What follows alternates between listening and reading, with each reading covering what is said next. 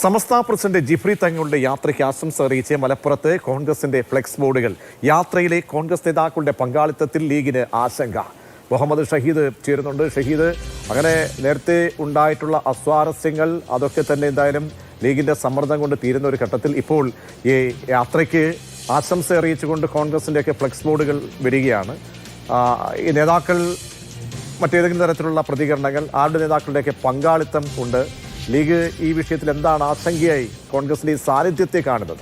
പ്രതീക്ഷ യാത്ര തുടങ്ങിയപ്പോൾ തന്നെ, ജിഫ്രി തങ്ങൾ യാത്ര തുടങ്ങിയപ്പോൾ തന്നെ ലീഗ് നേതാക്കന്മാർ, പ്രത്യേകിച്ചും പാണക്കാട് അബ്ബാസ് അലി തങ്ങൾ ഉൾപ്പെടെയുള്ളവർ, ലീഗ് ദേശീയ പ്രസിഡന്റ് ഖാദർ മൊയ്തീൻ ഉൾപ്പെടെയുള്ളവർ ആ പരിപാടിയിൽ നിന്നും, കന്യാകുമാരിയിൽ നിന്ന് യാത്ര തുടങ്ങുന്ന ഉദ്ഘാടന പരിപാടിയിൽ നിന്ന് വിട്ടുനിന്നത് വലിയ വാർത്തയായിരുന്നു, വിവാദമായിരുന്നു. ലീഗ് ഈ യാത്ര ബഹിഷ്കരിക്കുന്നു എന്നൊരു പ്രതീതി സൃഷ്ടിക്കപ്പെട്ടിരുന്നു. പക്ഷേ പിന്നീട് നമ്മൾ കണ്ടത് കോൺഗ്രസിന്റെ പ്രധാനപ്പെട്ട നേതാക്കന്മാർ കെ മുരളീധരൻ പങ്കെടുക്കുന്നു, കോട്ടയത്ത് പങ്കെടുക്കുന്നു, കൊടിക്കുന്നിൽ സുരേഷ് കൊല്ലത്ത് പങ്കെടുക്കുന്നു, ആലപ്പുഴയിൽ രമേശ് ചെന്നിത്തല, എറണാകുളത്ത് വി ഡി സതീശൻ ഉൾപ്പെടെയുള്ള കോൺഗ്രസിന്റെ ഒന്നാംകിട നേതാക്കന്മാരെല്ലാം യാത്രയിൽ സജീവമായി പങ്കാളിത്തം ഉറപ്പുവരുത്തുന്നു.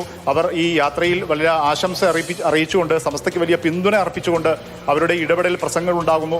അതിന് പിന്നാലെയാണ് പിന്നീട് ലീഗ് നേതാക്കന്മാർ എറണാകുളത്തും ഇപ്പോൾ ഇന്നലെ തിരൂരിലുമൊക്കെ പങ്കെടുക്കാൻ വേണ്ടി തീരുമാനിക്കുന്നത്.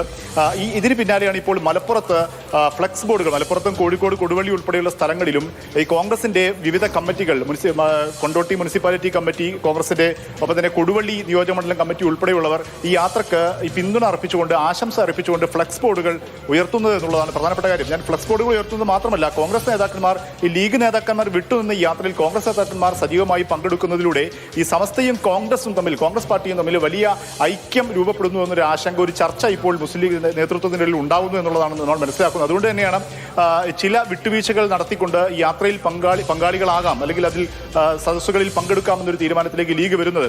ഏതായാലും ഇന്ന് മലപ്പുറത്ത് വൈകിട്ട് ഈ യാത്രക്ക് സ്വീകരണം നൽകുന്നുണ്ട്. അതിൽ പാണക്കാട് സ്വാദിഖ് അലി തങ്ങൾക്ക് ക്ഷണമുണ്ട്.